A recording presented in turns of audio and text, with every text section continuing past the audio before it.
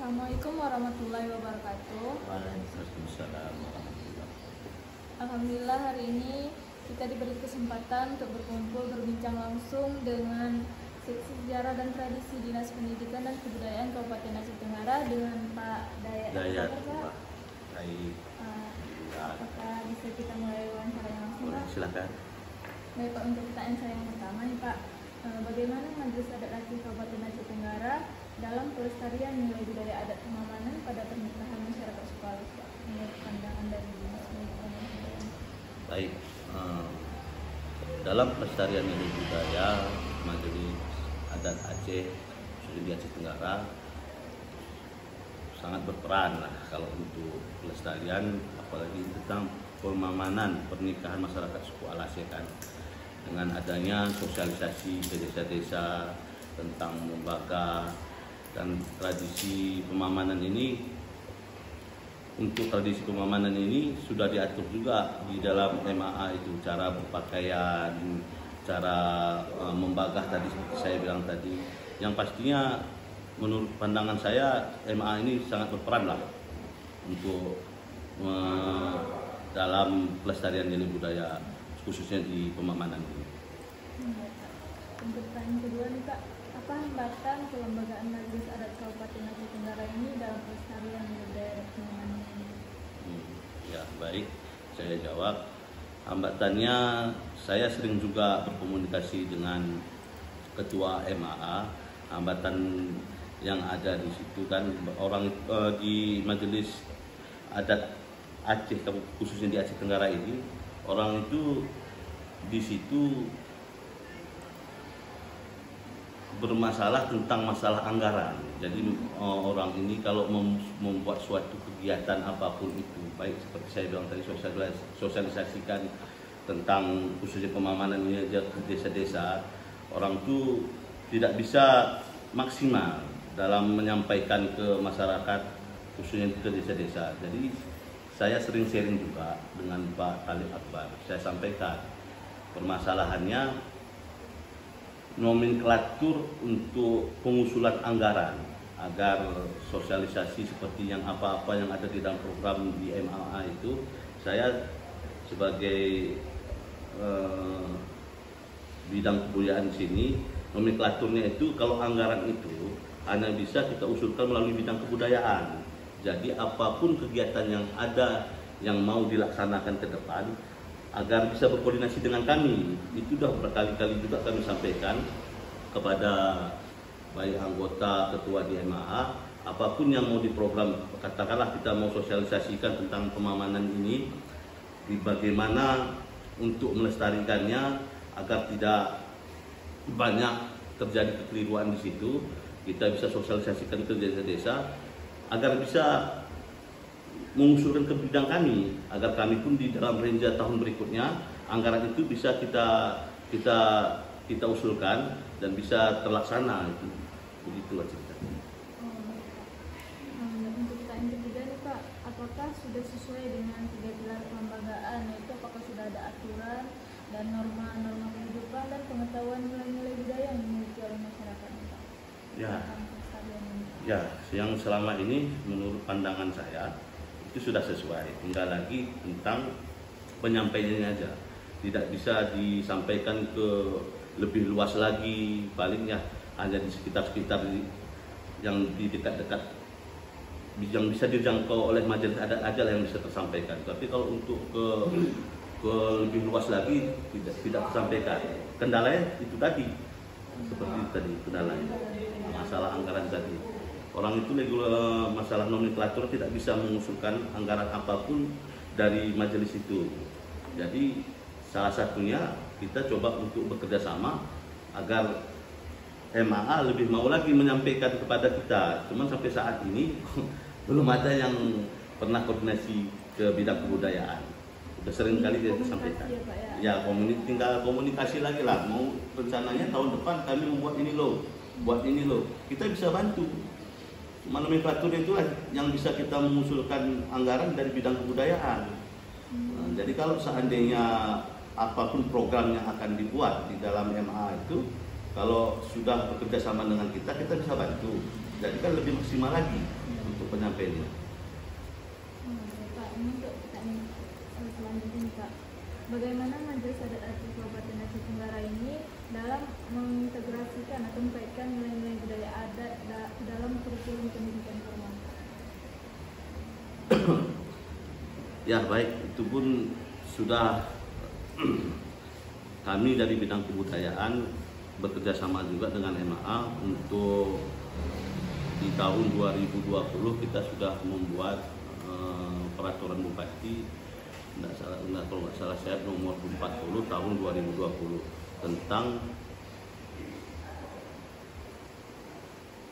tentang muatan lokal bahan ajar untuk jenjang SD dan SMP, dan di situ Majelis Adat Aceh kami libatkan juga karena dari MAA kami pikir lebih mengetahui. Selain dari itu juga akademisi yang ada di Aceh Tenggara kasih kurikulum yang ada di Dinas Pendidikan, kita libatkan juga untuk penyusun itu. Jadi peran dari MAA di situ sangat penting lah waktu itu. Apa kira-kira strategi yang digunakan oleh Majelis Adat Aceh Kabupaten Aceh Tenggara ini Pak tentang pentingnya pelestarian ini Pak untuk meningkatkan kesadaran masyarakat?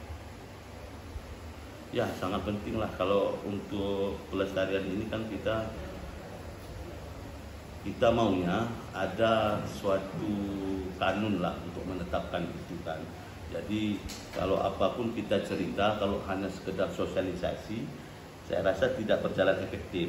Tapi kalau kita buatkan kanunnya dengan bekerja sama dengan MAA dan kami sebagai eksekutif di sini, kami pernah juga mengusulkan draft untuk penetapan kanun. Jadi tugas kami di bidang kebudayaan ini untuk mengusulkan draft dengan bekerja sama dengan MAA yang lebih mengetahui lagi masalah adat istiadat di sini.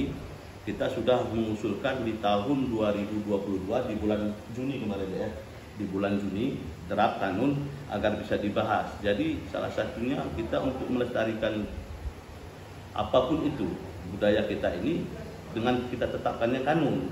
Di kanun ini kami berharap agar pemerintah mendukung penuh juga.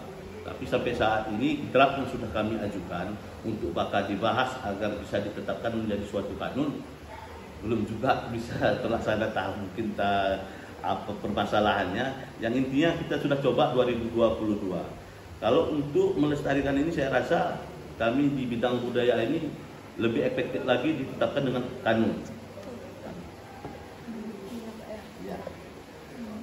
Pertanyaan selanjutnya nih Pak, bagaimana Majelis Adat Aceh Kabupaten Aceh Tenggara dalam mengatasi perubahan sosial yang dapat mengancam tradisi pemahaman ini Pak? Ya seperti itu tadi saya bilang, langsung aja kalau kita seperti ini draft sudah saya buat. Di situ kan otomatis draft itu kan belum lengkap. Lantar draft itu kan baru dari garis besarnya. Di situ perlu pembahasan. Pembahasan itu peran dari MA di situ.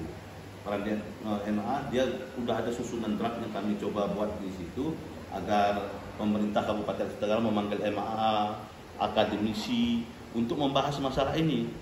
Jadi kalau bisa di situ tertuang dalam kanun itu semua. Jadi kalau sudah tertuang, kita tinggal mensosialisasi ke masyarakat luas lagi. Jadi Jadi kalau seperti peraturan hukum adat lah katakan, seperti peraturan hukum adat ini setiap desa berbeda-beda. Desa ini bisa nanti hukumnya berbeda, desa ini karena tidak ada satu ketetapan seperti kanun tadi. Tapi kalau sudah mengikat, semua itu pasti kita pakai. Jadi kita pun nanti ada desa ini bermasalah dengan desa ini, sudah nggak lagi gamak lagi, sudah ditetapkan kanunnya, semuanya sudah seragam. Jadi salah satunya melindungi nilai budaya itu salah satunya ditetapkan dengan kanun. Pertanyaan terakhir Pak, apakah ada kerjasama antara Majelis Adat Kabupaten Aceh Tenggara dengan lembaga pendidikan kebudayaan lainnya dalam pelestarian adat budaya pemahaman? Oh ya baik, sudah pasti ada lah. Kita sudah banyak kerjasama. Seperti saya bilang tadi, seperti untuk penyusunan buku muatan lokal yang pertama di tahun 2020 pernah kita lakukan dengan MAA, dan Satu lagi penyusunan PPKD, pokok-pokok pikiran kebudayaan. Pokok-pokok pikiran kebudayaan ini yang lebih memahami kami rasakan orang MAA. Itu makanya kami libatkan penuh orang MAA. Selain akademisi, baik tokoh adat yang ada di desa. Satu lagi kayak apa kegiatan kita deh kemarin itu deh? Workshop. Oh, workshop kebudayaan pernah juga kita libatkan. Kan kebudayaan PKS. PKS dalam perlombaan PKS.